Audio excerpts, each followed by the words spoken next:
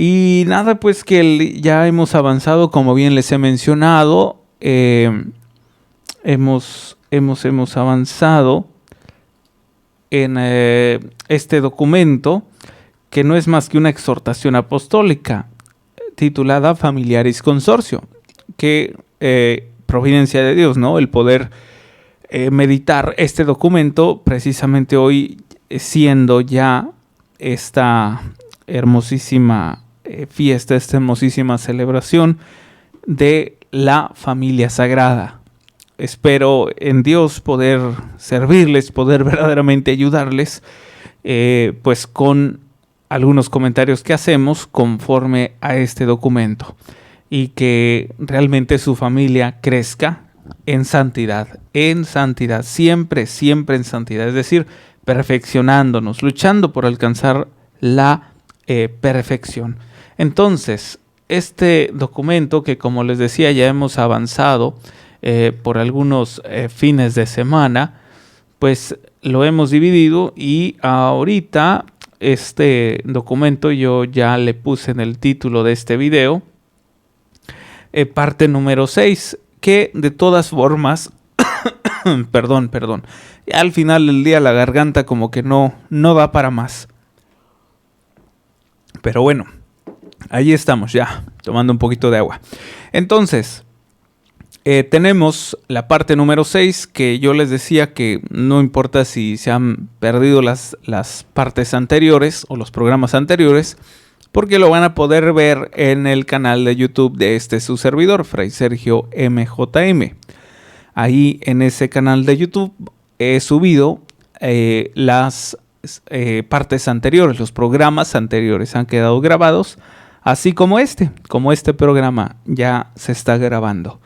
Entonces, tenemos pues esta exhortación apostólica, que es de Su Santidad San Juan Pablo II, que va dirigida al episcopado, es decir, a los obispos, al clero, es decir, a todos los consagrados, a los fieles, es decir, a ustedes como laicos, y por supuesto dice a los fieles de toda la iglesia.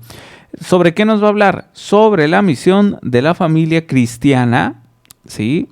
En el mundo actual. Conste que estamos hablando, fíjense nada más los años que nos aparecen, 1980, por ahí el 90 me parece, en fin, que no son precisamente situaciones de nuestro tiempo, tiempo actual. Sin embargo, pareciera, ¿verdad? Qué curioso esto, qué curioso este detalle, que estos datos, pese a que son de aquellos años, tienen muchísima similitud a nuestros tiempos. Y fíjense ya cuánto tiempo ha transcurrido, muchísimo. Y aún así han prevalecido. ¿Esto qué significa? Que los católicos no hemos sabido trabajar entonces. Las familias no han sabido trabajar cristianamente. No han sabido sobrellevar los valores cristianos. Esto es lo que significa. Si un problema prevalece en una sociedad, ahora cambiándole palabra sociedad, si un problema prevalece en nuestra Santa Madre Iglesia, es porque obviamente no se ha solucionado y obviamente no hay quien lo solucione. Entonces, tenemos por ahí cristianos un poco flojos, Tenemos por ahí cristianos que no están trabajando, que están por ahí nada más dando vueltas en círculos, y por lo regular son aquellos que nada más se fijan en sus problemas, en que hay mi enfermedad, es que como sufro, pobrecito de mí. Son aquellos que no perdonan, son aquellos que no se reconcilian con los demás, son aquellos pues que no han abandonado su situación de pecado y que por lo regular no hacen nada en lo absoluto para poder tener una vida de estado de gracia, una vida sacramental. Así es que vamos a ver pues qué es lo que nos comparte este bello documento esta exhortación apostólica más bien de Familiaris Consortio. Nosotros nos quedamos en esta primera parte que nos dice por aquí este documento, luces y sombras de la familia en la actualidad. Y bien, apenas el día de ayer leímos este punto número 4, donde nos explica primero este subtema, necesidad de conocer la situación. ¿Y de qué nos habla precisamente este punto número 4? De que es importante, es necesario que la familia y la iglesia conozcan la situación en la que vivimos, conozcan el contexto social en el cual nos desarrollamos, porque si no conocemos el tiempo actual en el que vivimos, nunca vamos a aprender a poder enfrentar ciertas adversidades. Por ejemplo, yo les pregunto a ustedes, se supone que como católicos deben de saber a qué adversidades nos estamos enfrentando hoy. ¿Sí? Y yo les pudiera compartir rápidamente homosexualidad, lesbianismo, que más división en la familia, que es lo más doloroso. Para nosotros como consagrados también hay, también nos toca, no nada más crean que para ustedes. Hay división en las comunidades religiosas, ¿sí? Hay poca también, aunque no lo crean, hay poca practicidad religiosa en las comunidades religiosas, en los consagrados, en los seminarios. ¿Por qué? Pues porque ahí cada uno de los líderes pues no se está poniendo las pilas, ¿sí? Igual que cada uno de sus miembros, no nada más los que liderean, no nada más los que están a cargo de la comunidad o de la familia. Hay precisamente este detrimento en las familias, no tanto porque el poder del maligno y del enemigo está atacando y acechando. No, déjense de fregaderas. Vamos al problema central. El hombre, el ser humano, ha abierto las puertas al enemigo. Nosotros mismos, pues. ¿Sí? Y no empecemos a apuntar, porque luego, sí es cierto, aquellos que atacan a la iglesia. No. Espérense. Aquí el principal enemigo muchas de las veces somos nosotros mismos, porque nos dejamos llevar por la debilidad, por el enojo, por el sentimentalismo, en fin. Y somos nosotros mismos, pues, quienes le damos el permiso para que entre las acechanzas o el mismo Satanás, ¿sí? Entonces, es importante conocer, ser consciente, pues, de quién es tu enemigo. No nada más le echemos la culpa, ¿verdad?, a Satanás y a las diferentes adversidades. Como decía un sacerdote que nos impartía clase en la Facultad de Filosofía, nos decía, ya déjenlo, pobrecito, pobre Satanás, déjenlo ya, hombre, ¿verdad? Todo lo que hacemos es que Satanás me atacó. Pues sí, pero ¿quién le abrió las puertas, verdad? Pues sí, pero ¿quién fue débil? Entonces, no caigamos solamente en satanizar todo. También aprendamos a reconocer nuestros errores, ¿sí? Nuestros fregadazos que solito nos damos. Entonces, hay que aprender a poder reconocer quién es el enemigo y en qué situación nos estamos desenvolviendo, ¿sí?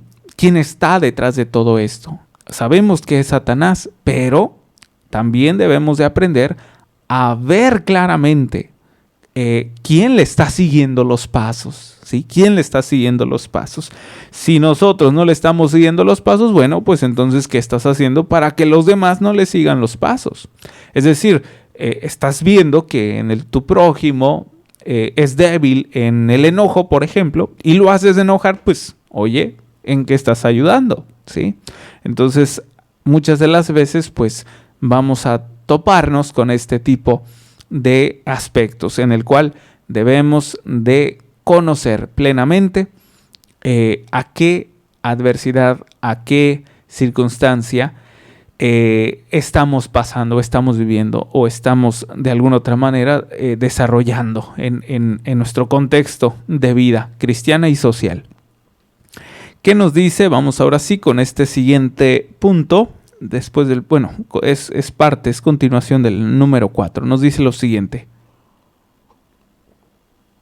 Dice, este conocimiento constituye, consiguientemente, una exigencia imprescindible de la tarea evangelizadora. En efecto, es a las familias,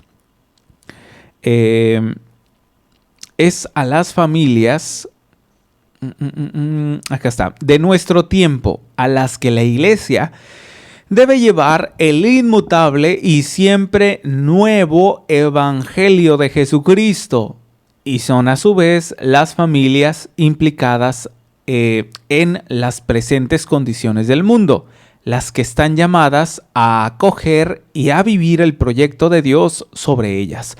Hasta aquí voy a dejar este pequeño, aquí vamos a dejar un pequeño, una pequeña pausa. Espérenme tantito, déjenme explico esta parte de este párrafo.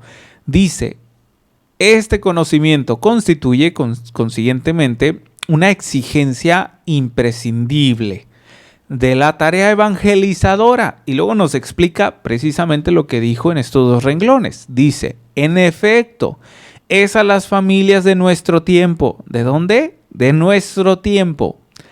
A las que la iglesia debe llevar la inmutable, es decir, sin mutación, sin confusión, sin irrupción, ¿cómo les diré? Sin mutar, pues sin deformar, ¿sí? Es decir, tal como está, sin cambiarle nada. Y siempre nuevo evangelio, es decir, la palabra de Dios.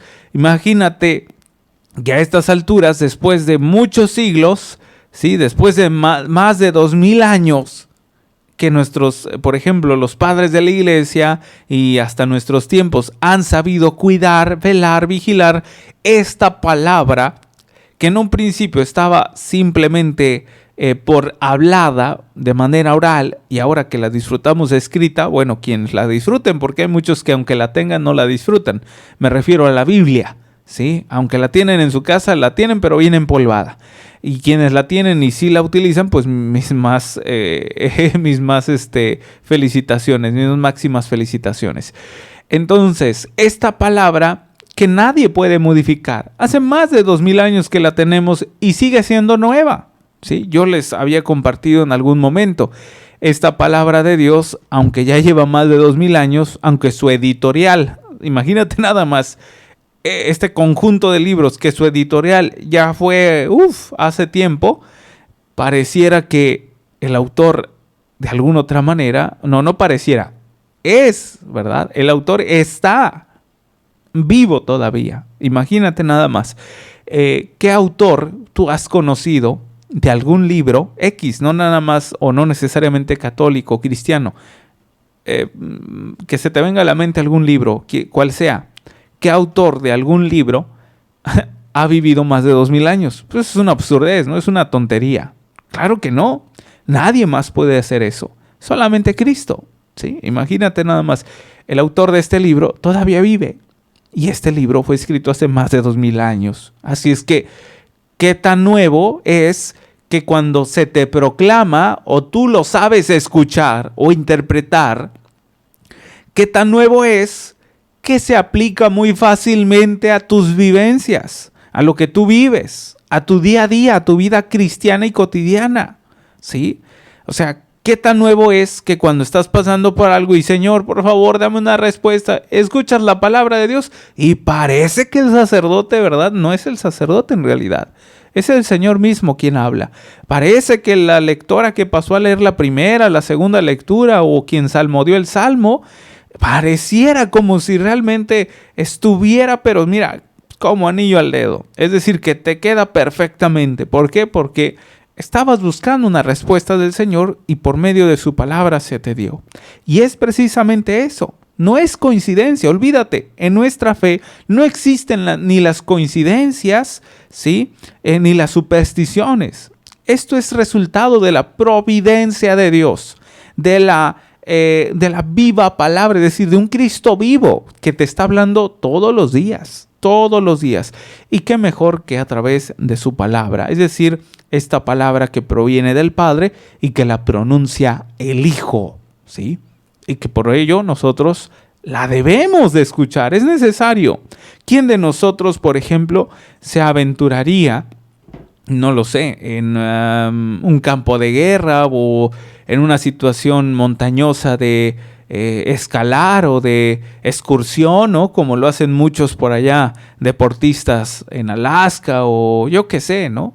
¿Quién se aventuraría a este tipo de misiones, pero que de alguna otra manera el guía que te va conduciendo, que te va dirigiendo, no sepa el idioma que tú sabes, o que a lo mejor, no lo sé, lleves audífonos, o que por ejemplo lleves tapados los oídos por el frío, a lo mejor con unas orejeras, y que no escuchen las instrucciones de aquel que va dirigiendo, del dirigente. Pues olvídate, ¿sí? No vas a llegar, no lo vas a entender. Es necesario escuchar, saber interpretar a aquel que me conduce, a aquel que me dirige, ¿sí? ¿Cuántas de las veces te has subido a un avión, te has subido a un barco, te has subido a un simplemente camión de transporte que te lleva a X lugar, a cual sea de los lugares, a cual sea de tus destinos? ¿Y cómo es de que muchos de los pasajeros en cualquier ámbito, sea avión, sea barco, sea carro, cómo muchos de los pasajeros confían en el chofer?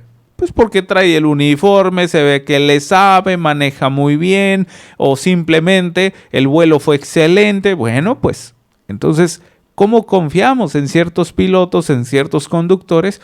Porque sabemos, ¿verdad?, que ellos son los expertos. Entonces, ¿cómo no confiar en aquel que conduce mi vida? ¿Cómo no confiar en aquel que verdaderamente me va a llevar a la santidad?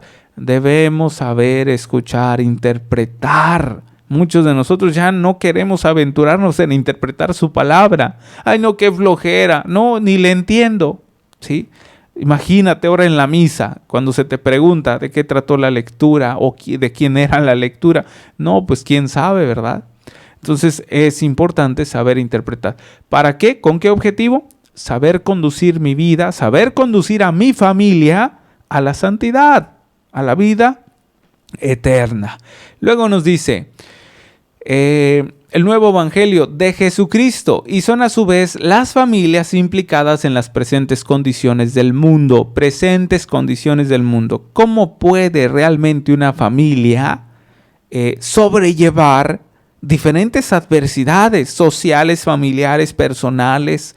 ¿Cómo puede sobrellevar, por ejemplo, hoy una familia ante mucha estupidez que ya se ha creado? ¿Cómo puede sobrellevar una familia diferentes adversidades como la homosexualidad, el feminismo? ¿Cómo puede una familia sobrellevar estas circunstancias que muchas de las veces pueden robar a nuestros pequeños, a las nuevas generaciones? ¿Sí? Pueden robar su inocencia, pueden robarles a sus hijos.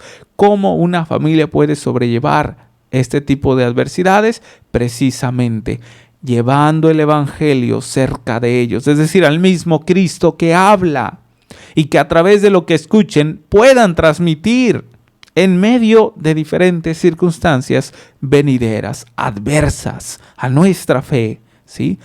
Por ejemplo, hoy tenemos muy claro, el ejemplo muy claro en esta bellísima festividad, que en lo personal se me hizo así ya algo demasiado extremo y muy tonto a la vez. Imagínate, hoy en nuestra sociedad que quiere tumbar todo lo que tenga que ver con el cristianismo. ¿Cómo puede ser esto? A ver, entiendo que quieran derrocar diferentes cuestiones de cultura, diferentes cuestiones de costumbres. Eso lo entiendo muy bien, porque son costumbres a final de cuentas. Me refiero a costumbres y culturas a veces sociales. Entiendo que las nuevas generaciones quieran derrumbar este tipo de situaciones. Pero, a ver, ¿cómo se te ocurre a ti, Nuevo Mundo, querer quitar, derrocar una festividad, imagínate nada más, propia, fundacional de la misma cristiandad? ¿Quién es el fundador de lo que es la familia cristiana? ¿Quién es el fundador del cristianismo? Jesucristo. Y ahora quererme decir que la Navidad es simplemente un festejo, o quererme decir que la Navidad se puede proclamar o pronunciar diciendo felices fiestas, pues qué estupidez más grande. Quererle adjudicar el festejo a un gordito con traje rojo llamado Santa Claus, que no es más que una situación comercial, sí, que es un aspecto muy, muy comercial, o quererle adjudicar la Navidad nada más para juntarse la familia, nada más porque sí. Claro que no. Y yo en su debido momento, creo yo que lo dije el día de ayer, en su debido momento había escrito por ahí en mis redes sociales. Imagínate que en tu familia uno de tus miembros, tu hijo, tu mamá, tu papá, cumpla años y que le tienes una fiesta sorpresa, pero que les dices a quienes van a venir, ¿saben qué? Pero que no venga, ¿sí? Oye, pero va a cumplir años, es tu papá. Sí, pero que no venga, vamos a festejar entre nosotros. Pues no, ¿verdad? Se tiene que festejar al festejado, obviamente. Entonces, en la Navidad se festeja a Cristo Jesús por su nacimiento. No se festeja que vino tu familiar del sur. No se festeja que porque es momento de recogimiento y amor humano. No. Se festeja el nacimiento de Cristo Jesús. Punto. Porque Él es el fundador del cristianismo, Él es el fundador de la Navidad. Así de sencillo. Entonces, así de incoherente camina este mundo. Así de incoherente está contagiando el caminar y el peregrinar de las familias. Caminar sin sentido. Caminar por caminar. ¿Sí? Sin alcanzar nada, eso sí, ¿eh? A lo mejor en este mundo puedes alcanzar placeres, puedes alcanzar felicidades temporales, amores temporales, el amor de tu querubín, de tu hijo, de tu papá, de tu mamá, de tu esposo, de tu cuñado, de tu vecino. Pero eso no te va a llevar a la salvación ni a la vida eterna. Y qué lástima por los padres de familia que sobreprotegen a sus hijos. Es una pena de verdad tan grande. Porque muchos piensan que van a durarle para mucho tiempo. ¿Sí? Muchos padres de familia piensan que van a durar para toda la vida y no es cierto. ¿Qué le vas a dejar a tu hijo? Nada, más que la inutilidad. Es lo único que le vas a dejar. Y no se diga en la cuestión cristiana menos, ¿verdad? Menos. Así es que ojalá los padres de familia de verdad estén trabajando por saber dejarles una herencia verdadera. Y no me estoy refiriendo a la cuestión monetaria, sino una herencia que nadie más puede otorgar a los hijos, porque esto le compete más a los padres, ¿sí? Escúchame bien, la herencia, no lo sé, oficial, la herencia prioritaria que le pueden dejar a los hijos, solamente le competen a los padres de familia, y esa herencia es el amor de Dios, y te lo puedo aclarar y me atrevo a decirlo a través de los medios. Esta herencia, que es el amor de Dios, nadie más se lo puede dar a tus hijos. Ni siquiera, fíjate bien lo que voy a decir, ni siquiera un consagrado. Ni siquiera un consagrado. Este amor solamente tú se lo puedes dar, porque tú eres el encargado. A ti se te ha encomendado este objetivo, la salvación de tus hijos. A nadie más, ¿sí? Luego no falta, ¿verdad? Ay padre, ay madre, ay fraile, ay hermana, se lo traigo para que me lo componga. Oye, pues ni que fuera un carro, ¿sí? Ni que fuera un vehículo, ni que fuera una computadora, para que lo arreglemos. No se trata de componer, se trata quizás de reparar, de sanear, pero eso te compete a ti, papá y mamá, a nadie más. Porque luego no falta, ¿verdad? Que papá y mamá se quieran hacer pasar ya a estos niveles, ¿verdad? A estos tiempos. No falta aquellos padres de familia que se quieran pasar en exageración, desequilibrar en su vida cristiana y por creerse muy santos, estar muy dentro de un templo siempre. Y esto ha pasado en nuestros tiempos, un desequilibrio total. Los consagrados quieren ser padres de familia y se quieren salir. Los padres de familia quieren ser casi como consagrados y se quieren meter al templo. No es así. Dios nos ha llamado por esta distinción de vocación. Dios nos ha llamado específicamente a una, no a dos vocaciones. Papá y mamá. Te ha llamado a ser papá y mamá. No te ha llamado a ser ni monjita ni padrecito, sino papá y mamá. Igual los consagrados. Monjita. ¿Sí? Fraile, seminarista, no te llamó a ser papá ni mamá, te llamó a ser consagrado, punto. No confundamos, por favor. Seamos realmente aptos, asiduos a el Espíritu que ordena los pensamientos. para que sepamos dejarnos conducir tal cual Dios manda. ¿Sí? No nos confundamos. Porque es lo que quiere el mundo y es lo que quiere el enemigo. Así es que tú sabrás si quieres seguir esos pasos. Vamos con este siguiente texto y dice: es más las exigencias, fíjate bien, es más las exigencias y llamadas del Espíritu Santo resuenan también en los acontecimientos mismos de la historia y por tanto la Iglesia puede ser guiada a una comprensión más profunda del inagotable misterio del matrimonio y de la familia, incluso por las situaciones, interrogantes, ansias y esperanzas de los jóvenes, de los esposos y de los padres de hoy. Pueden ser guiadas, ¿verdad? Pueden ser guiadas a una comprensión más profunda del inagotable misterio del matrimonio y de la familia. ¿A quién se está refiriendo para poder decirles que pueden ser guiadas? ¿A quiénes? Pues a los jóvenes, a los matrimonios. ¿Hacia dónde? ¿Sí? ¿Hacia dónde? Por esta cuestión de esta vocación de la familia. ¿Pero por medio de quién? Del Espíritu Santo. Del Espíritu Santo. Aunque debemos de entender que cualquier tipo de vocación es un misterio. Sí, la vocación es un misterio. Tanto la vocación a la vida consagrada, es decir, a los padrecitos, las monjitas, los religiosos, los seminaristas, como también es un misterio la vocación al matrimonio o a la vida en soltería. ¿Qué más nos dice?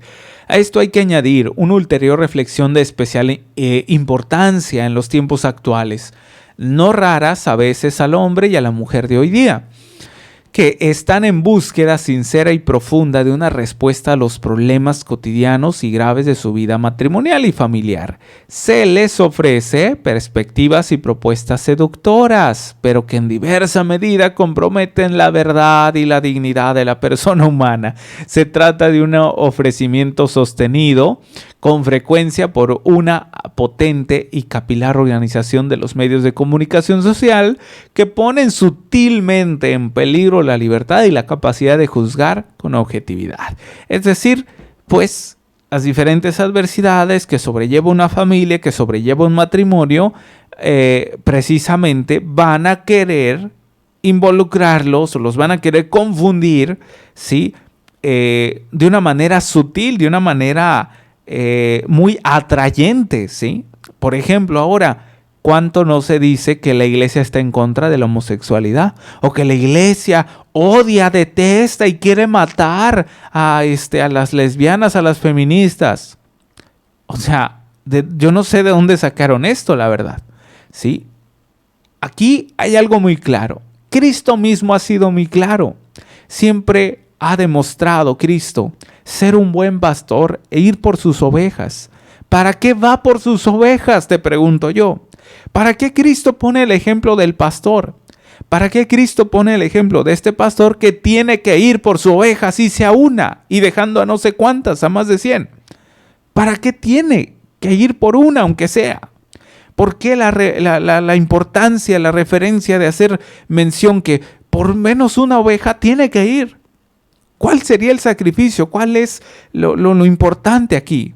Lo importante aquí es recalcar que ya de suyo, en suma importancia se encuentra en juego el alma. En suma importancia. No el pecado. A Cristo no le interesa el pecado. Le interesa a aquel que se deja someter o que es sometido al pecado. ¿Sí? Entonces es importante poder reconocer que tanto Cristo como su iglesia, que es la Iglesia Católica, no está para ir a asesinar o a matar o a deshacernos de aquellas almas que Dios mismo ha creado, que Dios mismo ha llamado a la vida terrena, sino que está totalmente a favor de su salvación. Y si esta cuestión, este aspecto de ir a favor de su salvación, se encuentra la lucha por su conversión, porque se aleje del pecado, lo tenemos que hacer, ¿sí? Tenemos que hablar muy claro con el homosexual, con la feminista. Tenemos que hablar muy claro con aquellos que no profesan esta fe y decirles, mira, no queremos realmente la división en nuestra iglesia. No queremos que te vayas. No queremos que te alejes de Dios. Al contrario, queremos que te acerques, pero es necesario que dejes tu vida activa de pecado. Es necesario, pues, que te alejes del pecado para estar con Dios. ¿Sí? No se puede servir a dos amos, ¿sí? O a Dios o al mundo, o a Dios o a Satanás. Tenemos que ser claros en esta parte. Entonces, pues es lo que nos compete, no solo como una familia particular, familia, me refiero a esta familia, ay, se me fue su nombre. Bueno, a la familia de cada uno de nosotros de sangre, sino a la familia también que nos corresponde como iglesia, como comunidad.